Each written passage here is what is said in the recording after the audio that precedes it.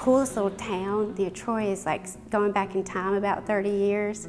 That name has been spelled at least 10 different times. And again, they've traced history back so far, but they aren't exactly sure what it means. It's an alleged Native American tribe, the Uwharrie tribe, and the meaning of the name may have meant ancient mountain or old mountains. There is a lot of Civil War history here. In fact, the movie Cold Mountain, starring Nicole Kidman, a lot of the scenarios in that movie were based on real life scenes that happened here.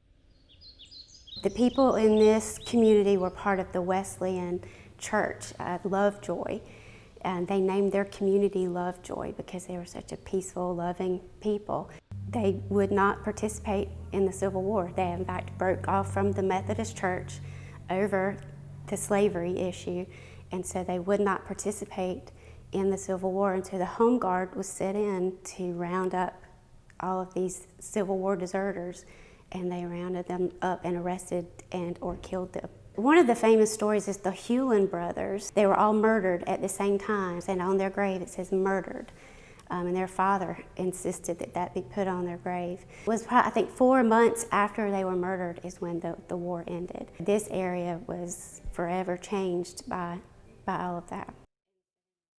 During the years before the Civil War, the people lived quietly, going about their affairs with pride and purpose. They didn't want to leave their families to go fight a war that their conscience didn't agree with. My family was killed by the Home Guard 5 months before the Civil War ended. They were found and murdered.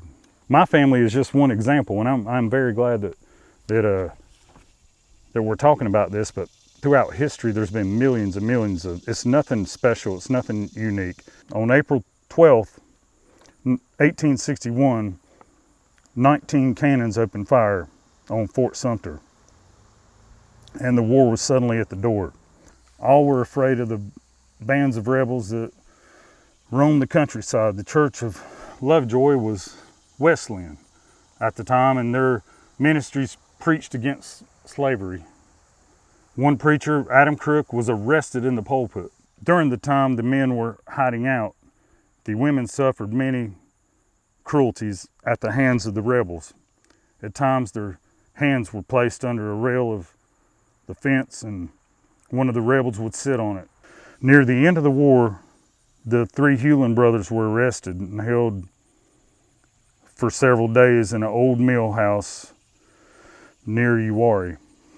Without proper trial, in the early morning hours of January 28, 1865, with a light snow on the ground, they were taken to Buck Mountain, which is right behind me, and shot to death. Less than 4 months before General Robert E. Lee surrendered. The bodies were loaded onto a wagon, taken to the Lovejoy Church by their father, Hiram, who carried the bodies of his 3 sons along with a neighbor, one by one, and placed them upon the floor of the church.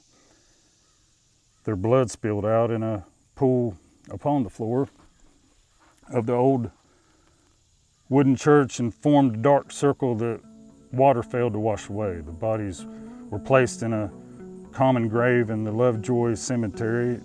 The only offense that the Helens were guilty of was they obeyed their conscience. President Abraham Lincoln paroled all objectors in December. There's mixed feelings around here. Some people think they're deserters and they can say whatever they want to, but I'm proud of them. I would have done the same thing.